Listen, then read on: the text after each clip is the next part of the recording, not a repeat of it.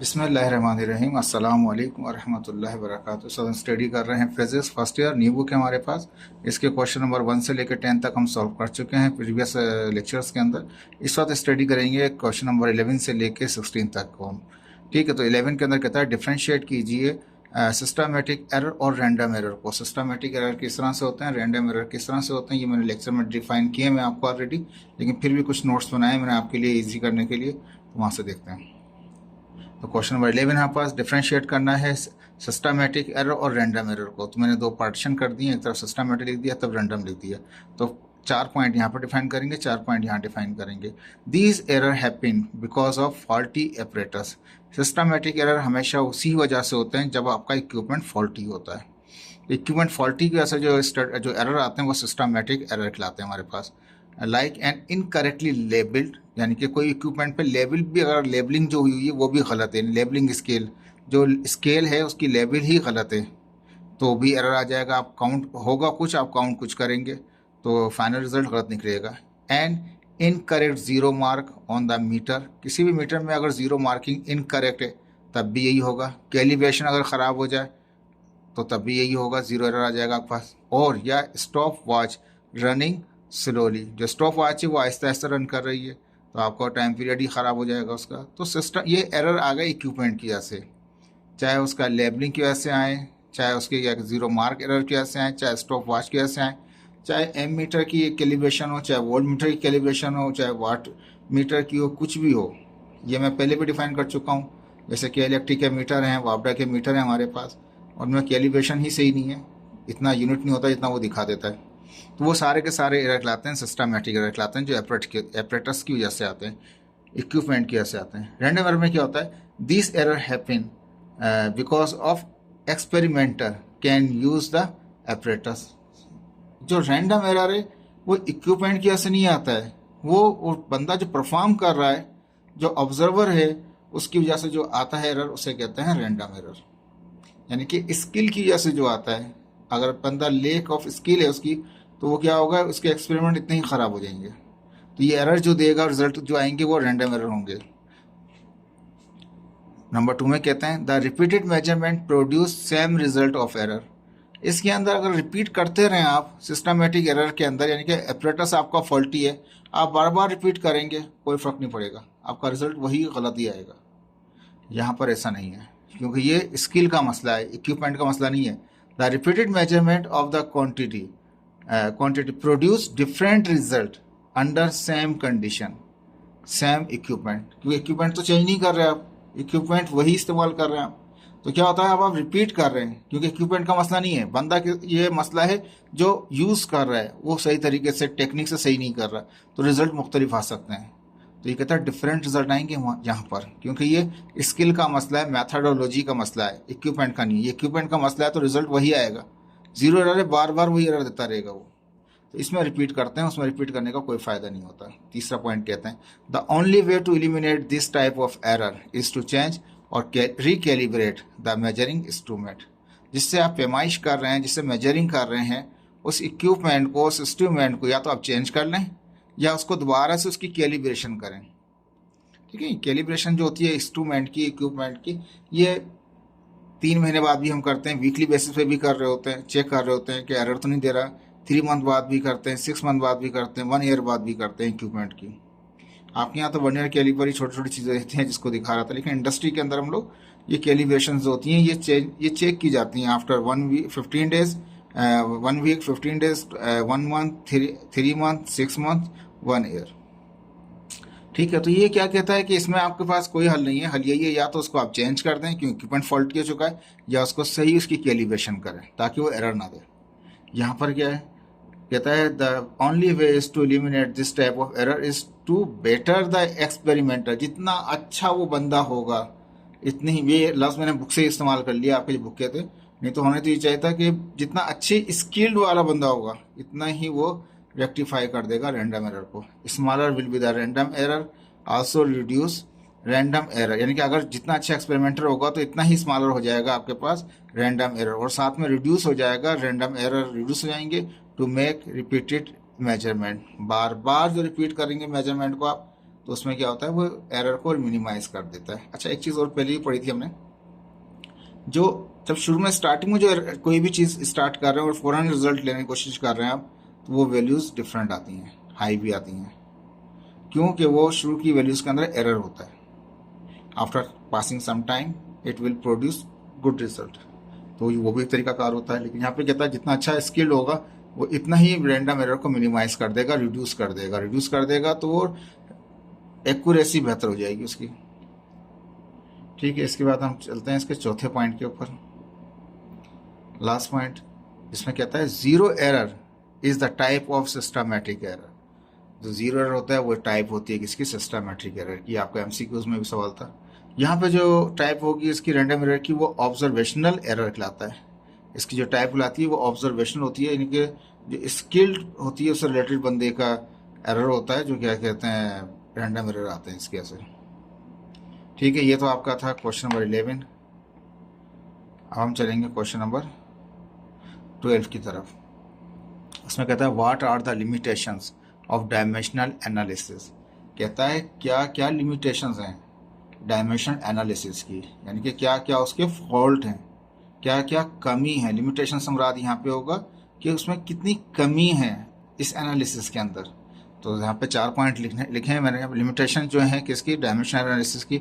It can not determine the value of dimension less constant. हमने study किया था, जो भी कॉन्स्टेंट आता डायमेंशन लेस कॉन्स्टेंट उसको निकाल देते थे, लेफ्ट साइड राइट साइड के बराबर कर लेते थे। Second motion, second equation of motion जो थी वो भी हमने वेरीफाइड करके दिखाया था, बहुत सारे फॉर्मूले किए थे हमने। तो यहाँ पे कहता है कि जो डायमेंशन लेस कॉन्स्टेंट है उसको डिटरमाइन नहीं करते हम in the formula, such as 1 हो या 2 हो, एक डिजिट दिखा दिया, पाई दिखा दिया, 2 पाई भी आ रहा था हमारे पास। ठीक है, स्प्रिंग कांस्टेंट वाला कर रहे थे हम, ई भी आता है, एक्सेट्रा, कुछ भी कांस्टेंट हो। जो भी डायमेंशन लेस कांस्टेंट है उनको डिफाइन नहीं करता ये कौन, डायमेंशनल एनालिसिस। डायमेंशनल एनालिसिस की ये पहली खामी ये है कि जो डायमेंशनल लेस कांस्टेंट इसमें आ रहे होते हैं फार्मूले के अंदर, जैसे कि T is equal 2 pi radical L over G, 2 pi को डिफाइन नहीं करेगा। ठीक है, वो डायमेंशनल लेस है।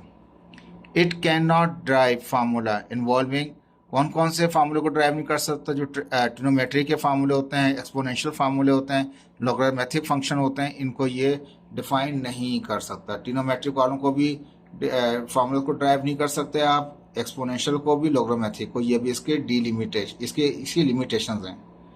It can be drive formulas involving more than 3 physical quantities. कहता है कि ऐसे फार्मूले जिसमें 3 फिजिकल क्वांटिटीज आ रही हैं उनको भी आप ड्राइव नहीं कर सकते। More than 1 part in an equation, एक पार्ट जो आ रहा है इक्वेशन के अंदर उसमें आप उसको डिफाइन ही नहीं कर सकते। ऐसे 3 फिजिकल क्वांटिटीज जो हैं उनको भी आप डिफाइन नहीं कर सकते, उनके फार्मूलाज को ड्राइव नहीं कर सकते, ये कह लें आप। Can not drive the formula, उनके फार्मूला को ड्राइव नहीं कर सकते। It can not be give information about whether a physical quantity is a scalar और अ वेक्टर। कहता है ये भी नहीं बताता ये कि ये जो फिजिकल क्वांटिटी है ये स्केलर है या वेक्टर है। तो ये भी लिमिटेशंस हैं। 4 पॉइंट थे इसके हमारे पास। अब आ गया हमारे पास क्वेश्चन नंबर 13 आ गया। ठीक है जी, 11 12 हो गए। 13 में कहता है describe least count of vernier caliper, vernier and screw gauge meter. जो वर्नियर है और स्क्रू गेज का जो है उसका लीस्ट काउंट बताइए। मैंने वर्नियर कैलिपर का एक शॉर्ट वीडियो बनाया था मैंने, 1 मिनट से कम का, उसको आप देख लीजिएगा। उसमें मैंने डिफाइन किया है किस तरह से काउंटिंग कर रहे होते हैं। ये थ्योरी है, इसमें ज़्यादा बात है, वो प्रैक्टिकल तो नहीं बता सकते वैसे करके। यहाँ पर सिर्फ बताएंगे कि क्या क्या इसमें लिस्ट काउंट किस तरह से काउंट होता है वर्नियर कैलिपर में और स्क्रू गेज माइक्रोमीटर में। तो कहता है least count of vernier caliper, पहले ए में ये डिफाइन करेंगे, बी के अंदर स्क्रू गेज को डिफाइन करेंगे। कहता है the difference between 1 smaller division on a main scale. जो मेन स्केल होता है वर्नियर कैलिपर में, जो ऊपर का स्केल होता है वो मेन होता है, नीचे वाला जो छोटा स्केल होता है। जो मेन स्केल होता है कहता है उसका एक डिवीजन जो होता है, 1 स्मॉल डिवीजन मैन स्केल का, और 1 वर्नियर स्केल, छोटा वर्नियर स्केल छोटा स्केल होता है ना, पॉइंट छोटे होते हैं, डिवीजन इज 0.1 mm। उन दोनों में जो डिफरेंस है एक मेन स्केल वर्नियर कैलिपर के मेन स्केल में और उसके वर्नियर स्केल में, ठीक है, मेन स्केल मैंने वीडियो में बताया था आपको, वो 10 डिवीजन का होता है। वर्नियर स्केल, मेन स्केल भी 10 डिवीजन का है, वर्नियर भी 10 का है। वहाँ पे जो ये है ये 1.1 जो है हमारे पास 1 mm का है हमारे पास। यहाँ पे जो है वो एक जो इसका जो है डिवीजन है वो 0.1 का है। जब 10 मिलेंगे तब जाके 1 बन जाएगा हमारे पास। ठीक है। तो यहाँ पे कहता है कि मैन स्केल और उसके अंदर जो फ़र्क है वो 0.1 mm का है। It is called least count of vernier caliper. इसको हम कहते हैं लीस्ट काउंट कहते हैं। मैन स्केल और वर्नियर स्केल में जो डिफरेंस आता है वो 0.1 mm का आता है, और इसी को हम कहते हैं इसका लीस्ट काउंट कहलाता है। यहाँ पास लीस्ट काउंट का फार्मूला क्या है कि smallest reading on a main scale पर जो स्मॉलेस्ट रीडिंग आ रही है, कम से कम जो रीडिंग है उसकी वो 1 mm होती है हमारे पास। ठीक है। Number of division on vernier scale के डिवीजन कितने हैं, तो वर्नियर स्केल के 10 डिवीजन है, इसके अंदर 10 पार्ट्स कर देते हैं नीचे वाले हिस्से को, और उसका जो एक रीडिंग होती है मैन स्केल की वो 1 mm की होती है। जब 10 mm मिलते हैं तो बन जाता है 1 सेंटीमीटर बन जाता है वो। ठीक है। उसमें और इसमें नीचे वाले वर्नियर स्केल के अंदर फ़र्क 0.1 का होता है। जब 0.1 mm को डिवाइड करें 10 से तो कितना आ जाएगा, 0.1 mm आ जाएगा। mm में बोलें या सेंटीमीटर बोलें, सेंटीमीटर बोलेंगे तो 0.01 आ जाएगा हमारे पास। ये आपका लीस्ट काउंट कहलाता है वर्नियर कैलिपर का। ठीक है। इसके बाद कहता है लीस्ट काउंट किसका, स्क्रू गेज माइक्रोमीटर का। तो स्क्रू गेज माइक्रोमीटर में हम जानते हैं एक पिच होती है। पिच का मतलब क्या होता है, जब हम क्या कहते हैं जिसको हम इस तरह से काउंटिंग कर रहे होते हैं, और एक इसका हमारे पास होता है थंबनेल होता है, स्पैंडल होता है, इसको हम क्या करते हैं घुमाते जाते हैं। जब वो एक चक्कर घूमता है तो वो एक राउंड उसका पीछे आ जाता है। तो कहता है कि pitch of the screw is the distance moved by spindle पर रिवॉल्यूशन। ये जैसे जैसे हम इसको एक चक्कर देंगे, सब यहाँ पर है, ठीक है, इसको गया अप गया, राइट गया, डाउन गया, और ये वापस आया। जब वापस आएगा तो वो उसका जो डिस्टेंस कवर्ड होगा उसे पिच कहेंगे हम यहाँ पे। पिच में भी वेरी फॉर डिफरेंट माइक्रोमीटर। अब मुख्तलिफ किस्म के माइक्रोमीटर हैं, कुछ के डिवीजन 100 हैं, कुछ के डिवीजन 50 हैं। ठीक है, याद रखिएगा। लेकिन हम 50 वाले को डिस्कस नहीं कर रहे, हम स्टैंडर्डली जो प्रैक्टिकल कर रहे होते हैं स्कूल कॉलेज में, हम 100 डिवीजन वाले से कर रहे होते हैं, तो उसी को डिस्कस कर रहे हैं यहाँ पे। पिच में भी वेरी फ्रॉम डिफरेंट माइक्रोमीटर। तो ये पिच जो है वो वेरी कर रही होती है मुख्तलिफ माइक्रोमीटर की। लीस्ट काउंट कैसे बनेगा, अब स्क्रू गेज वाले का पिच को डिवाइड कर देंगे नंबर ऑफ डिवीजन किसके, सर्कुलर के। ठीक है, वहाँ पे डिवीजन वर्नियर कैलिपर के डिवीजन से डिवाइड कर रहे थे, यहाँ पे सर्कुलर से जो स्केल है उससे डिवाइड करेंगे। ठीक है, यहाँ पिच है, वहाँ पे मैन रीडिंग स्केल है स्मॉलेस्ट। अब यहाँ पे कहते हैं कि द लीस्ट काउंट, एक फार्मूला दिखा रहे हैं, फार्मूला तो ये था, इसकी एग्जांपल दिखा रहे हैं। The least count for the micrometer 100 divisions. एक माइक्रोमीटर है जिसके अंदर 100 डिवीजन्स हैं, और पिच कितना है उसका 0.5 mm है। तो क्या होगा, लिस्ट काउंट कैसे होगा, पिच को डिवाइड कर देंगे उसके डिवीजन से। पिच कितना 0.5 mm था, डिवाइड बाय 100 तो 0.005 mm। अब ये 0.1 mm की मेजरमेंट करेगा और ये कितना करेगा 0.005 की। तो इसलिए जो स्क्रू गेज माइक्रोमीटर होता है वो एक्सीलेंट होता है एज कम्पेयर टू वर्नियर के।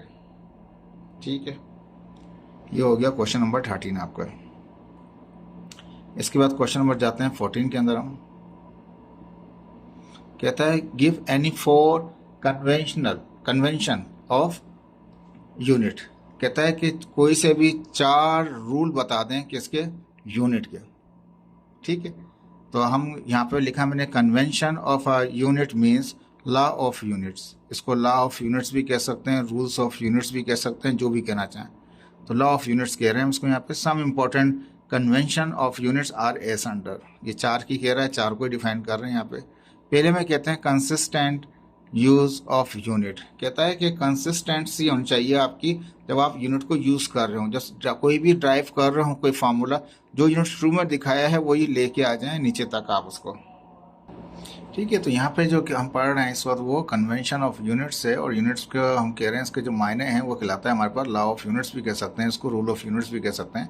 अब पहले हम स्टडी कर रहे थे यहाँ पे कंसिस्टेंट यूज ऑफ यूनिट, यानी कि कंसिस्टेंसी होनी चाहिए यूनिट की। जो सवाल आपने शुरू किया वही यूनिट जो शुरू में दिखा रहे हैं वही लास्ट तक लेके आइए आप। Measurement should always be express in the same unit through out a calculation. पूरी कैलकुलेशन के अंदर मीटर पर सेकंड है तो मीटर पर सेकंड ही लेके आए। ठीक है, और अगर सेंटीमीटर पर सेकंड है तो अक्सर हम क्या करते हैं सेंटीमीटर पर सेकंड को शुरू में ही चेंज कर लेते हैं। ठीक है, जो डिफरेंट यूनिट होते हैं उनको SI में लेके आ जाते हैं। तो कहता है measurement should be express in the same unit. Measurement जो भी कैलकुलेशन कर रहे हैं, मेजरमेंट जो भी कैलकुलेशन आप कर रहे हैं थ्रू आउट कैलकुलेशन और series of or relative measurement, जो भी मेजरमेंट करते आ रहे हैं, जो भी कैलकुलेशन करते आ रहे हैं, आप यूनिट सेम ही रखें हैं। फॉर एग्जाम्पल इफ वेलोसिटी के लिए मीटर पर सेकंड रखा हुआ है तो मीटर पर सेकंड से ही नीचे तक लेके आए। डिस्टेंस के लिए मीटर रखा हुआ है तो नीचे मीटर लेके आए। अगर वो बाद में पूछता है कितने किलोमीटर है तो बाद में कन्वर्ट कर दें आखिर के अंदर आप। तो यूनिट में ऐसा नहीं हो पूरी एक कैलकुलेशन चल रही हो, कहीं पे मीटर कर दिया, आगे कहीं सेंटीमीटर कर दिया, कहीं पे फुट कर दिया, कहीं पे इंच कर दिया इसको, कहीं पे उसकी वेलोसिटी रख ली कहीं पे हमने, ठीक है, जैसे मीटर है, मीटर पर सेकंड है, कहीं पे किलोमीटर पर आवर कर दिया। ऐसा नहीं कीजिएगा। हमेशा सवाल जब भी हम करते हैं फिजिक्स में, हम शुरू से एंड तक क्या होता है, एक यूनिट रखते हैं। हाँ, ये ज़रूर होता है, शुरू में अगर किलोमीटर पर सेकंड होता है तो उसको हम मीटर पर सेकंड कर लेते हैं, अगर आवर्स में होता है तो उसको सेकंड कर लेते हैं, मिनट में होता है तो सेकंड कर लेते हैं उसको। तो कहता है कि पूरा कैलकुलेशन, वो शुरू की बात अलग है, शुरू वाली बात अलग है, ठीक है, ये बात हम कर रहे हैं पूरी कैलकुलेशन के अंदर। ऐसा नहीं कि कहीं पे आप बार बार चेंज कर रहे हो यूनिटों को, ऐसा नहीं कीजिएगा, एक ही यूनिट आना चाहिए पूरी सीक्वेंस के अंदर। पहला पॉइंट ये हो गया। स्टैंडर्डाइजेशन ऑफ यूनिट, यूनिट का स्टैंडर्ड होना चाहिए आपका, क्योंकि जो भी मेजरमेंट कर रहे हैं वो कहीं ना कहीं जाके कंपेयर भी की जा सकती है, कहीं पे जाके उसको रीयूज भी किया जा सकता है। तो आप स्टैंडर्डाइजेशन ऑफ यूनिट इस्तेमाल करें। तो units are standardize to ensure that the measurement can compare across different experiment, मुख्तलिफ एक्सपेरिमेंटों के अंदर भी उसको कंपेयर कर सकते हैं, एप्लीकेशनों में, मुख्तलिफ रीजन में भी उसको कंपेयर कर सकते हैं आप जाके। तो यूनिट आपका स्टैंडर्डाइज होना चाहिए, और वो आपका एसआई यूनिट है। तो if initial value are in other unit, अगर फर्ज कर लें कि आपका इनिशियल जो वैल्यू है वो किसी अदर सिस्टम की है, other system of a unit की है, यानी कि सी जी एस है, एम के एस है हमारे पास, जैसा सी जी एस की हो हमारे पास। तो कहता है कि if the initial value are in other system of the unit, किसी और सिस्टम की यूनिट की हमारे पास इनिशियल वैल्यू है, किलोमीटर पर सेकंड कर रखा था या सेंटीमीटर पर सेकंड कर रखा था। आफ्टर कंप्लीट द एक्सपेरिमेंट, जब कंप्लीट एक्सपेरिमेंट कर लें तो final unit should be in S I system for the recognisation. तो रिकॉग्नाइज करने के लिए एस आई में ही कन्वर्ट करें आखिर में, ताकि ये स्टडी कहीं और पर भी कंपेयर की जा सकती है, ये एप्लीकेशन कहीं और भी यूज़ की जा सकती है, आपके रीजन में नहीं अदर रीजन में भी की जा सकती है, आपके ही एक स्टेट में भी की जा सकती है, कहीं पर भी की जा सकती है कंपेयर उसको। तो कहता है कि इनिशियल वैल्यू जो भी सिस्टम की हो वही रहने दीजिए, लेकिन जब फाइनल रिजल्ट आया तो उसको एस आई में लाजमी कीजिए, ठीक है। लेकिन हम लोग ज़्यादातर क्या करते हैं, ये तो ये एग्जाम्पल अलग है, ठीक है ना, लेकिन हम ज़्यादातर क्या करते हैं, किलोमीटर पर सेकंड होता है, सेंटीमीटर पर सेकंड होता है, हम इनिशियली इसको चेंज कर देते हैं, पूरी कैलकुलेशन हम चलाते हैं एस आई के अंदर, वो पैटर्न सही है हमारे पास। कहता है for example screw gauge micrometer use the measurement in millimetre. अब स्क्रू गेज माइक्रोमीटर की जो मेजरमेंट है वो मिलीमीटर के अंदर है। After completion of experiment you should convert in metre. जब पूरा एक्सपेरिमेंट कर लें बाद में इसको आप चेंज कर लें मीटर में, कि जी मीटर में वैल्यूज ये बनी है हमारे पास, ठीक है, या सेंटीमीटर में ये बनी है हमारे पास। तो हम स्टैंडर्डाइजेशन जो हमारे पास है वो सेंटीमीटर नहीं है, वो मीटर है, तो आप मीटर में ही लेके आए, ठीक है। ये तो हो गए 2 पॉइंट इसके। इसके बाद कहता है तीसरा चौथा पॉइंट है, 4 पॉइंट इसने कहा था मैं। Use of prefix. प्रीफिक्स आप कोई भी बहुत बड़ी रकम है उसके लिए भी इस्तेमाल करते हैं, सफिक्स प्रीफिक्स में कोई छोटी रकम है उसके लिए भी इस्तेमाल किया जाता है। तो प्रीफिक्स जैसे किलो, मिली बड़ा हो गया छोटा दिखा दिया, माइक्रो छोटा हो गया, are use to indicate order of magnitude. ये जो दिखा रहा है kilo, milli, micro, nano, pico, ये सब के सब क्या है आपके पास, ये ऑर्डर हैं किसके, मैग्नीट्यूड के। ये वैल्यूज हैं जो इंडिकेट कर रही होती हैं कि किस ऑर्डर किस मैग्नीट्यूड का ये चीज़ है आपके पास। For example a distance to the nearest star is about 4.2 light years. अब लाइट ईयर इस्तेमाल कर लिया, अब इतने इसके मीटर बनाएंगे तो भाई ये तो बहुत ज़्यादा बन जाएंगे, 40 ट्रिलियन किलोमीटर, थोड़ा बड़ा कर दिया हमने। तो प्रीफिक्स जो है वो यूज़ किए जाते हैं किसके अंदर, इनके यूनिट्स के साथ, लेकिन मिला के लिखे जाते हैं। यहाँ पे बुक ने कोई डिफाइन नहीं किए, 4 रूल या 5 रूल जो बुक ने बताए यही नहीं है, ये तो बहुत सारे रूल्स हैं इसके यूनिट्स को डिफाइन करने के लिए।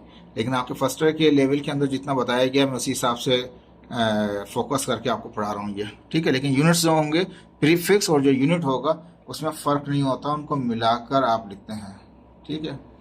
Use of the consistent notations. अब जो नोटेशंस हैं उसको भी यूज़ किया जाता है, कंसिस्टेंसी उसकी रखी जाती है किस तरह से, scientific notation. Units are written in lower case, जितने भी यूनिट होंगे सबको लोअर केस में लिखेंगे, ठीक है, विद स्पेस, और थोड़ा सा फर्क कर देंगे, स्पेस रखेंगे in between the numerical value, numerical value इसके दरमियान के अंदर, ये पहले ही बताया था मैंने आपको, and the unit separate, unit symbol के साथ। कहता है for example 10 metre would be written as 10 metre. अगर ये छोटे एम की जगह बड़ा एम काट दिया 10 मिलियन पढ़ा जाएगा और 10 मीटर नहीं पढ़ा जाएगा। बहुत बड़ा एरर हो जाएगा हमारे पास ये। तो ये स्टैंडर्ड बनाए गए हैं। ये स्टैंडर्ड यही नहीं है जो मैं आपको पढ़ा रहा हूँ या आपकी बुक जो आपको पढ़ा रही है, ये और भी इसमें इसके रूल्स हैं। लेकिन फिलहाल आपके फर्स्ट ईयर में जितना कवर किया गया है मैं वहीं तक ही आपको कंसिस्ट कर रहा हूँ इसको, ठीक है। इसके बाद आता है क्वेश्चन नंबर 15 आता है हमारे पास। डिस्क्राइब करने कहता है कि एक्स्ट्रापोलेशन मेथड को आप डिस्क्राइब कीजिए। तो एक्स्ट्रापोलेशन क्या है? It is a process of making prediction. इसमें क्या करते हैं, आप एक प्रिडिक्शन करते हैं, ऐसा प्रोसेस जिसमें आप प्रिडिक्शन कर रहे हैं, या दूसरा स्वाब कहता है ऐसा प्रोसेस जिसमें आप एस्टिमेट निकाल रहे हैं। किसके बारे में? अबाउट फ्यूचर, फ्यूचर के बारे में। और अनसीन डेटा, यानी कि वो जो आगे का डेटा वो आपने देखा ही नहीं है, आगे 2 साल बाद, आगे 10 साल बाद, आगे 20 साल बाद ऐसा हो जाएगा, ठीक है। तो वो जो प्रिडिक्शन की जा रही होती है हम आपके पास, वो कहलाती है एक्स्ट्रापोलेशन। लेकिन इसमें क्या करते हैं, जो भी प्रिडिक्शन करेंगे, जो एस्टिमेट निकालेंगे, फ्यूचर के लिए निकाल रहे हैं, और फ्यूचर का ऐसा डेटा जो आपने देखा ही नहीं है। लेकिन आप किस बेस पे निकालेंगे? बेस ऑन द ट्रेंड्स, जो ट्रेंड इस वक्त चल रहा है, इस वक्त जो कैलकुलेशन आपकी चल रही है, उसी बेस पे आप फ्यूचर के बारे में प्रिडिक्शन करेंगे। और pattern in the existing data, जो इस वक्त डेटा रिसीव हो रहा है, उस डेटा को कंपेयर करके अगले 4 साल के लिए या 15 साल के लिए, 20 साल के लिए कोई भी कैलकुलेशन बना सकते हैं, वो एक्स्ट्रापोलेशन कहलाता है।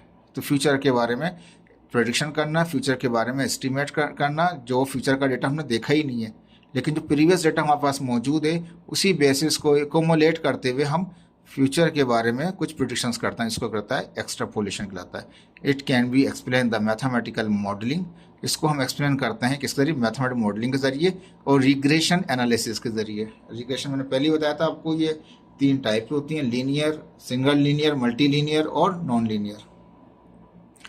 तो कहता है the prediction about future can be done by varying the independent variable, जो डिपेंडेंट वेरिएबल है, जिसकी वजह से चीज़ें, जिसके ऊपर जो चीज़ें चेंज, जिसकी जो खुद चेंज हो रहा है, ये कह लें आप, which are controlled by the independent variable.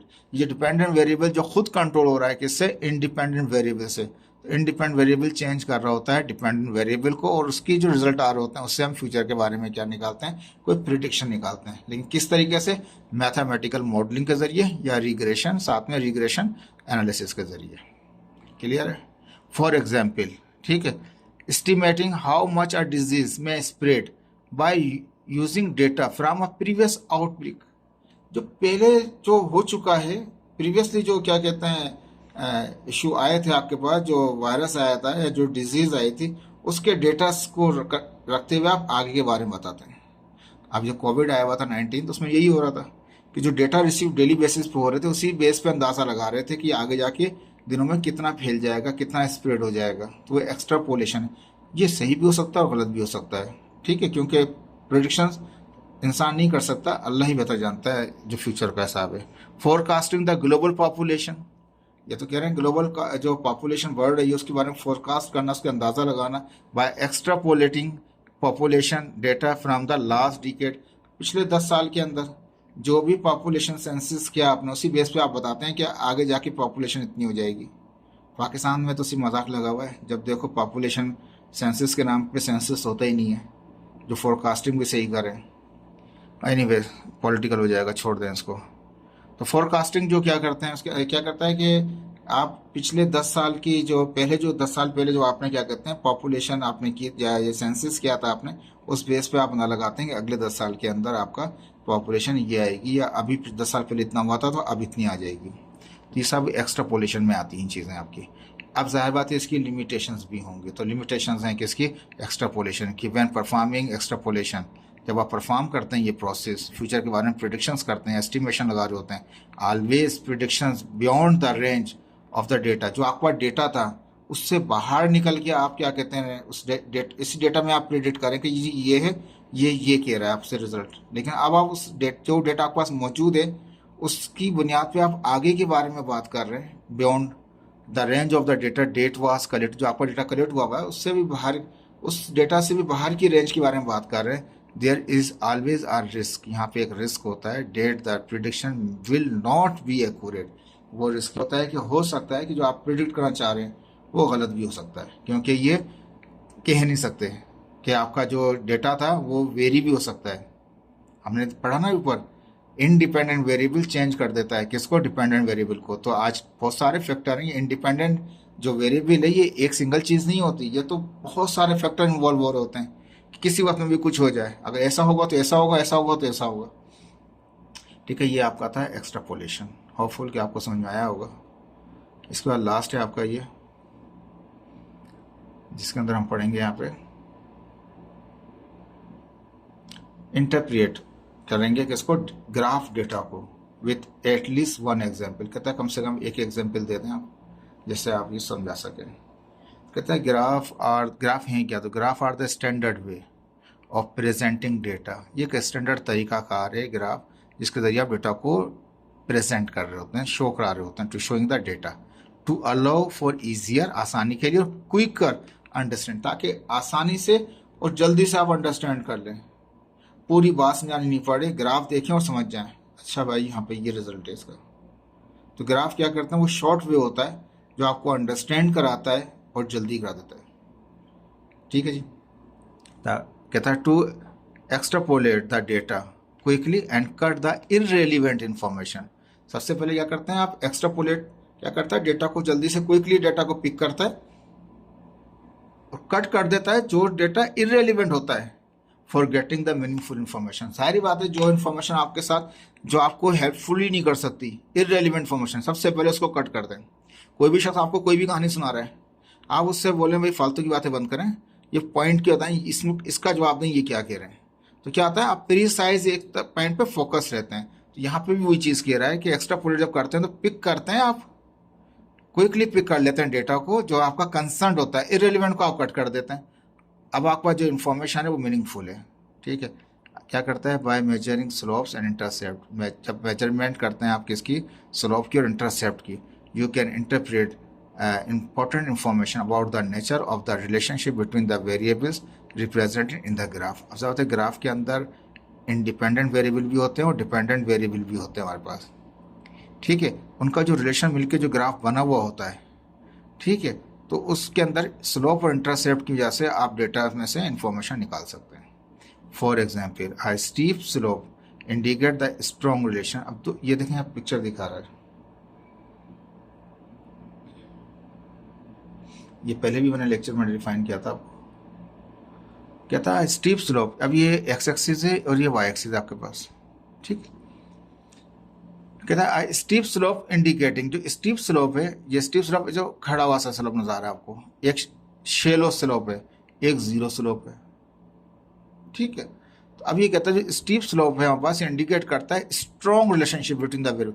जो भी वेरिएबल है, जो एक डिपेंडेंट और एक इंडिपेंडेंट वेरिएबल जो है, उनको वो शो कर रहा होता है स्ट्रॉन्ग रिलेशनशिप को, स्ट्रीप वाला, कि जी एक के साथ साथ दूसरा भी बढ़ रहा है।